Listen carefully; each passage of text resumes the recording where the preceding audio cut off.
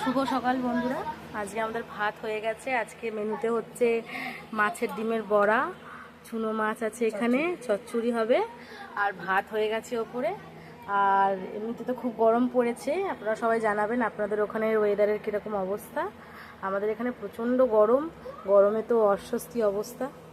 আমি এটা কমপ্লিট করে তারপর আপনাদের দেখাচ্ছি এর মধ্যে কী কী দিলাম, কী করে এটা তৈরি হলো। তাহলে তখন আমি চুনো মাছ কাঁচাতে গেছিলাম যে চুনো মাছ হবে আজকে।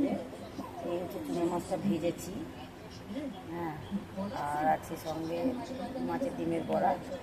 আর এই হলো চুনো মাছ দিয়ে একটা দিয়ে করেছি। পটল আছে, বেগুন আছে, আলু আছে, পেঁয়াজ আছে, এটা চচ্চড়ি করেছি। তোমরাও করে দেখো, খেয়ে দেখো, তোমাদেরও ভালো লাগবে। আর আমাকে তোমরা একটা লাইক দিও যদি তোমাদের ভালো লাগে। তোমাদের ভালোবাসা